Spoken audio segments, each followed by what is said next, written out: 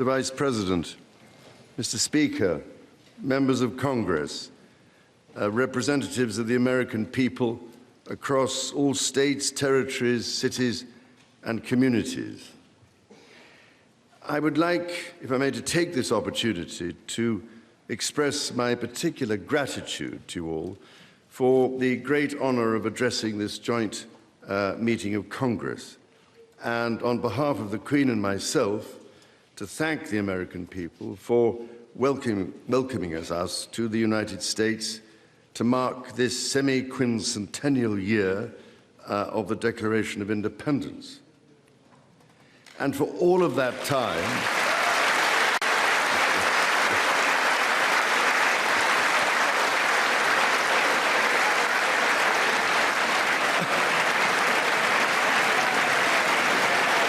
aren't you lucky?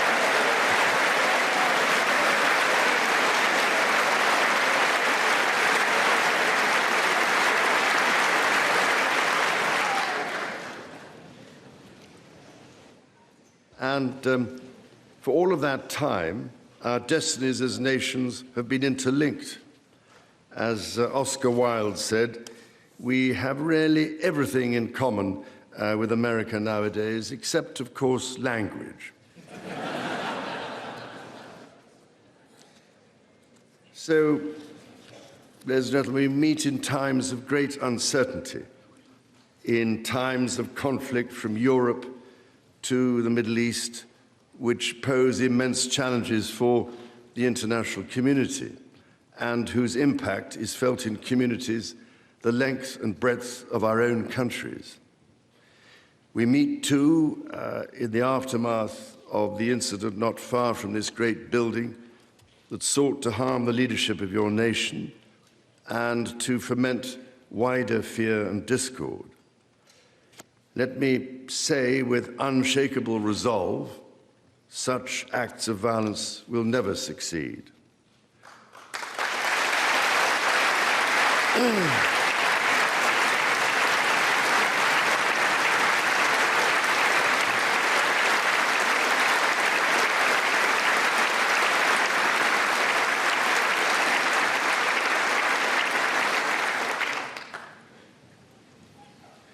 Whatever our differences, whatever disagreements we may have, we stand united in our commitment to uphold democracy, to protect all our people from harm, and to salute the courage of those who daily risk their lives in the service of our countries. Standing here today, it is hard not to feel the weight of history on my shoulder, because the modern relationship between our two nations and our own peoples spans not merely 250 years, but over 4 centuries. It is extraordinary to think that I am the 19th in our line of sovereigns to study with daily attention the affairs of America. So I come here today with the highest respect for the United States Congress, this citadel of democracy created to represent the voice of all American people to advance sacred rights and freedoms. Speaking in this renowned chamber of debate and deliberation, I cannot help but think of my late mother, Queen Elizabeth, who in 1991 was also afforded this signal honor and similarly spoke under the watchful eye of the Statue of Freedom above us. Today, I am here on this great occasion in the life of our nations to express the highest regard and friendship of the British people to the people of the United States. Now, as you may know, when I address my own Parliament at Westminster, we still follow an age-old tradition and take a member of Parliament hostage, holding him or her at Buckingham Palace until I am safely returned. These days, we look after our guests rather well, to the point that they often do not want to leave. I don't know, Mr. Speaker, if there were any volunteers for that role here today. As I look back across the centuries, Mr. Speaker, there emerge certain patterns, certain self-evident truths from which we can learn and draw mutual strength. With the spirit of 1776 in our minds, we can perhaps agree that we do not always agree, at least in the first instance. Indeed, the very principle on which your Congress was founded, no taxation without representation, was at once a fundamental disagreement between us, and at the same time a shared democratic value which you inherited from us. Ours is a partnership born out of dispute, but no less strong for it. So perhaps in this example, we can discern that our nations are in fact instinctively like-minded, a product of the common democratic, legal, and social traditions in which our governance is rooted to this day. Drawing on these values and traditions, time and again, our two countries have always found ways to come together. And by Jove, Mr. Speaker, when we have found that way to agree, what great change is brought about, not just for the benefit of our peoples, but of all peoples. This, I believe, is the special ingredient in our relationship. As President Trump himself observed during his state visit to Britain last autumn, the bond of kinship and identity between America and the United Kingdom is priceless and eternal. It is irreplaceable and unbreakable.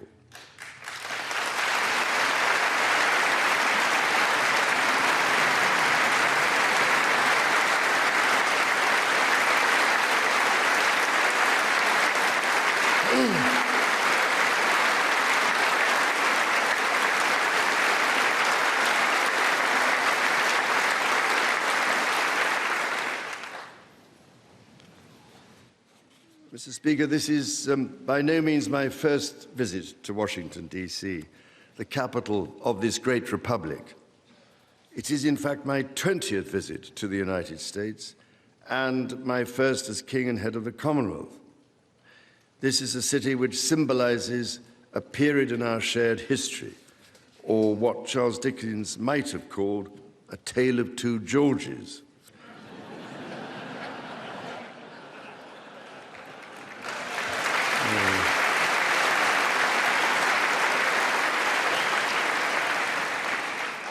The first president, George Washington, and my 5 times great-grandfather, King George III. King George, as you know, never set foot in America, and please rest assured, ladies and gentlemen, I am not here as part of some cunning rearguard action.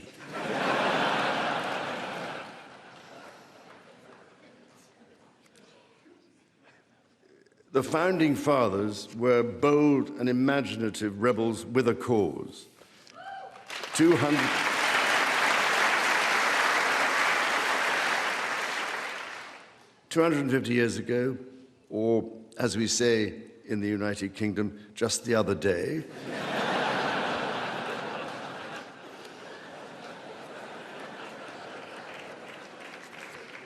they declared independence. By balancing contending forces and drawing strength into diversity, they united 13 disparate colonies to forge a nation on the revolutionary idea of life, liberty, and the pursuit of happiness.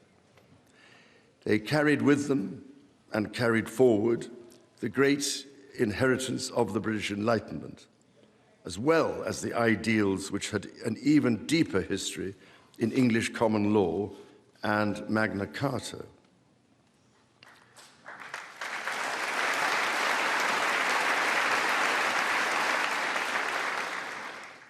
These roots run deep, and they are still vital. Our Declaration of Rights of 1689 was not only the foundation of our constitutional monarchy, but also provided the source of so many of the principles reiterated, often verbatim, in the American Bill of Rights of 1791. And those roots go even further back in history. The US Supreme Court Historical Society has calculated that Magna Carta is cited in at least 160 Supreme Court cases since 1789, not least as the foundation of the principle that executive power is subject to checks and balances.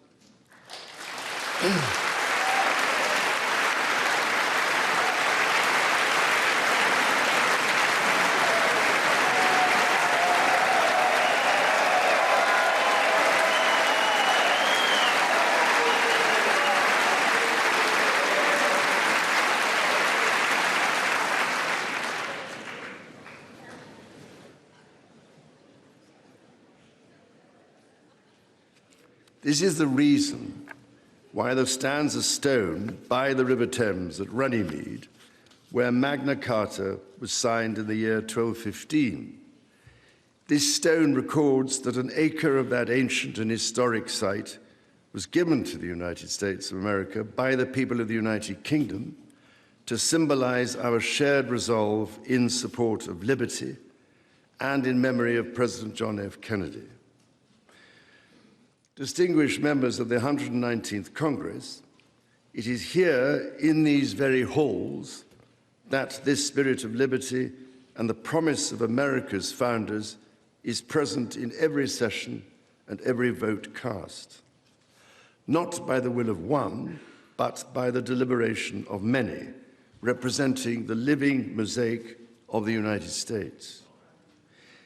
In both of our countries, it is the very fact of our vibrant, diverse, and free societies that gives us our collective strength, including to support victims of some of the ills that so tragically exist in both our societies today.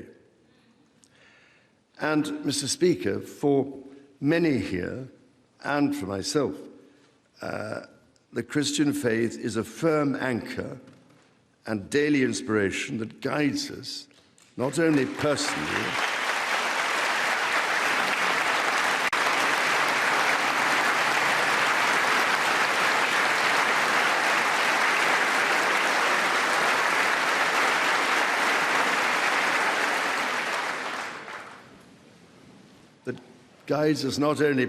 but together as members of our community. Having devoted a large part of my life to interfaith relationships and greater understanding, it is that faith in the triumph of light over darkness which I have found confirmed countless times. Through it, I am inspired by the profound respect that develops as people of different faiths grow in their understanding of each other.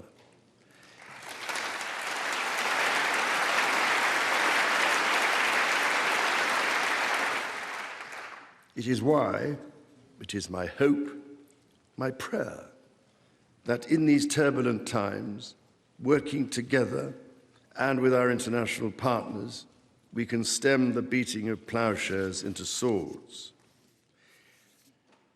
I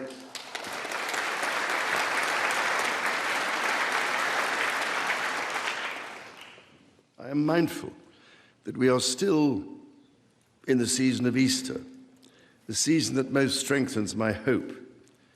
It is why I believe with all my heart that the essence of our two nations is a generosity of spirit and a duty to foster compassion, to promote peace, to deepen mutual understanding, and to value all people of all faiths and of none.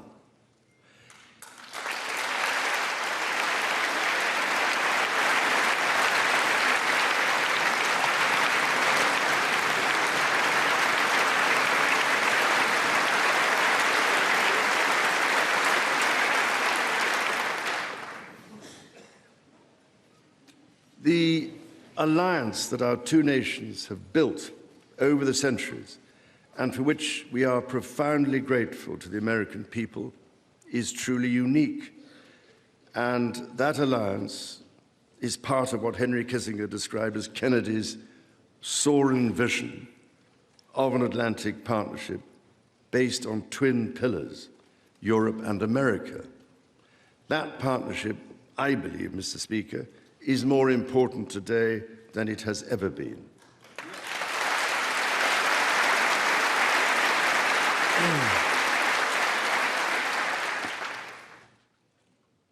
The first reigning British sovereign to set foot in America was my grandfather, King George VI. He visited in 1939 with my beloved grandmother, Queen Elizabeth, the Queen Mother. The forces of fascism in Europe were on the march, and sometime before the United States had joined us in the defense of freedom, our shared values prevailed. Today, we find ourselves in a new era, but those values remain. It is an era that is in many ways more volatile and more dangerous than the world to which my late mother spoke in this chamber in 1991. The challenges we face are too great for any one nation to bear alone. But in this unpredictable environment, our alliance cannot rest on past achievements or assume that foundational principles simply endure. As my Prime Minister said last month, ours is an indispensable partnership. We must not disregard everything that has sustained us for the last 80 years. Instead, we must build on it.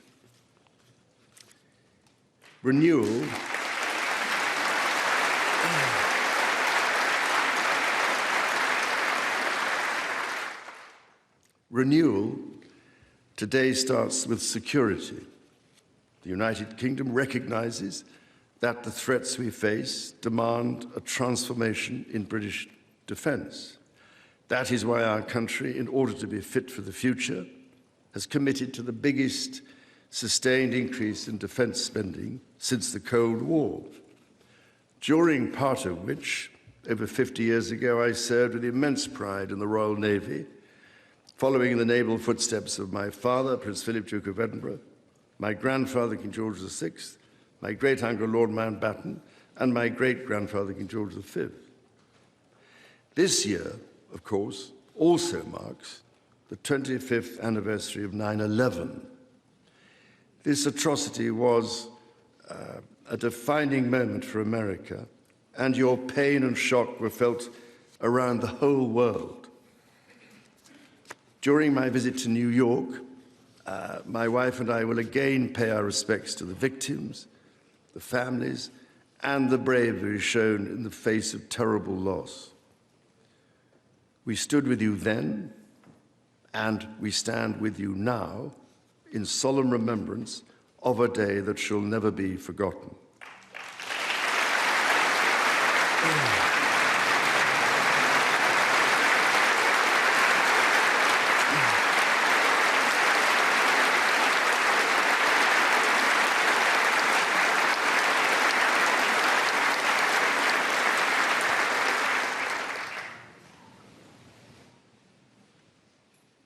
In the immediate aftermath of 9/11, when NATO invoked Article 5 for the first time, and the United Nations Security Council was united in the face of terror, we answered the call together, as our people have done so for more than a century, shoulder to shoulder through 2 world wars, the Cold War, Afghanistan, and moments that have defined our shared security.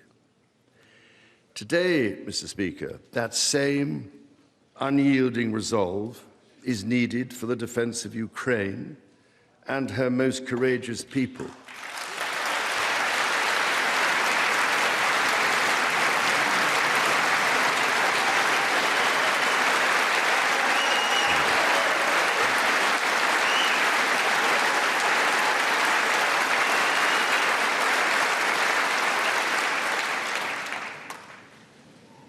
It is needed in order to secure a truly just and lasting peace.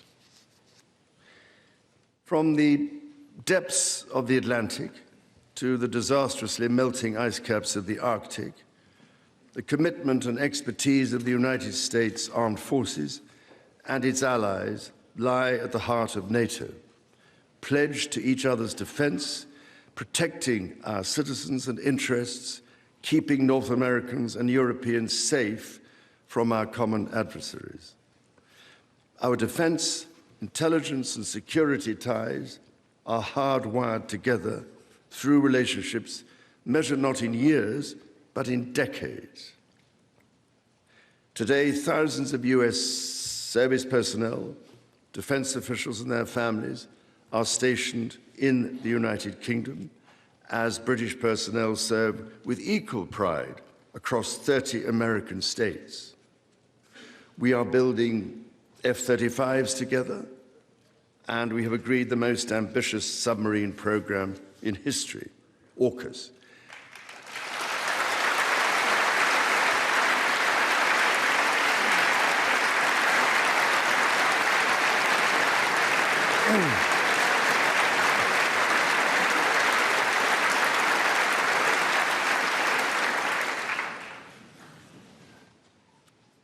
And we are doing it in partnership with Australia, a country of which I'm also immensely proud to serve as sovereign.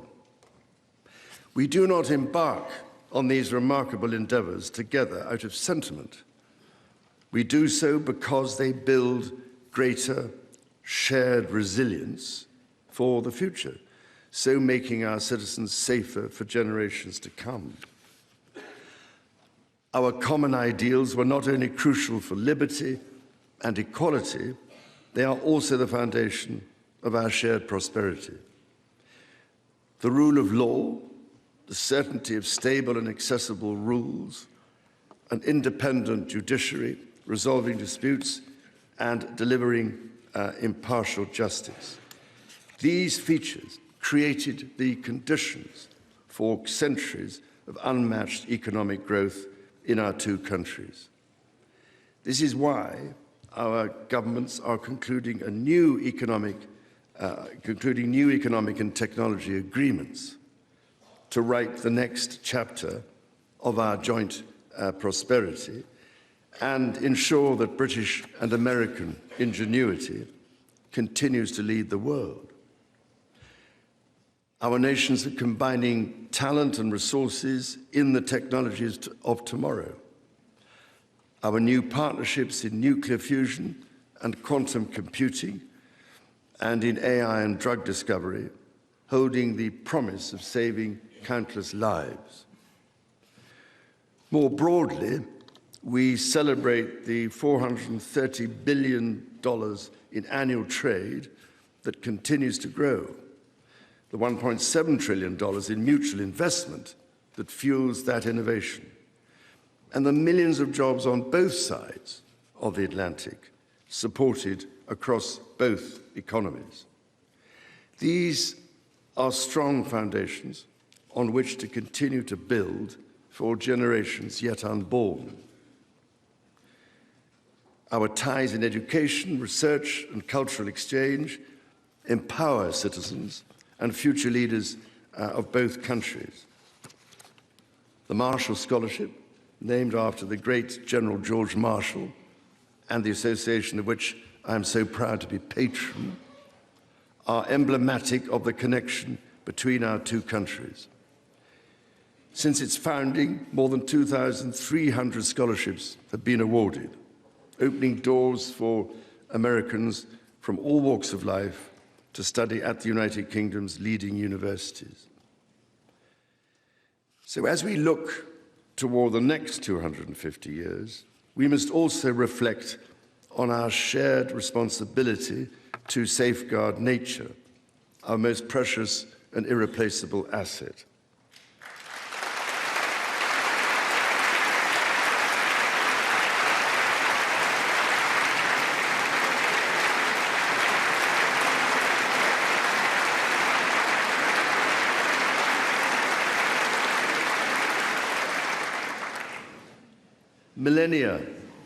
Millennia before our nations existed, before any border drawn, the mountains of Scotland and Appalachia were one, a single continuous range forged in the ancient collision of continents. The natural wonders of the United States of America are indeed a unique asset, and generations of Americans have risen to this calling. Indigenous, political, and civic leaders, people in rural communities and cities alike, have all helped to protect and nurture what President Theodore Roosevelt called the glorious heritage of this land's extraordinary natural splendor, on which so much of its prosperity has always depended. Yet, even as we celebrate the beauty that surrounds us, our generation must decide how to address the collapse of critical natural systems, which threatens far more than the harmony and essential diversity of nature. We ignore at our peril the fact that these natural systems, in other words, nature's own economy, provide the foundation for our prosperity and our national security.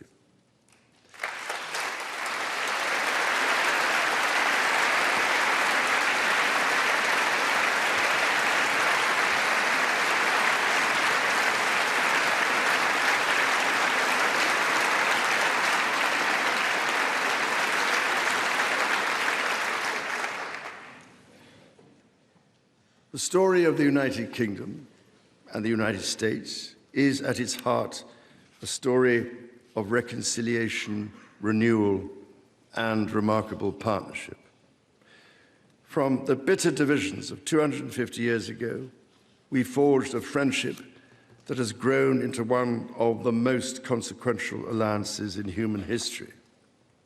I pray with all my heart that our alliance will continue to defend our shared values with our partners in Europe and the Commonwealth and across the world. And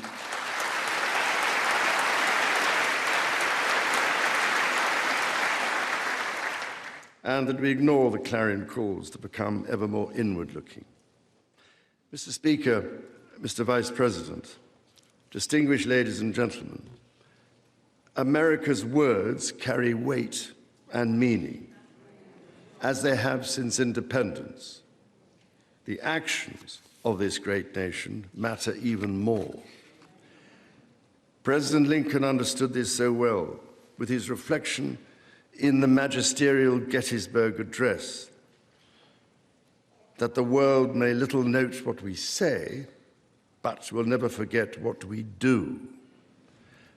And so to the United States of America, on your 250th birthday, let our two countries rededicate ourselves to each other in the selfless service of our peoples and of all the peoples of the world. God bless the United States, and God bless the United Kingdom.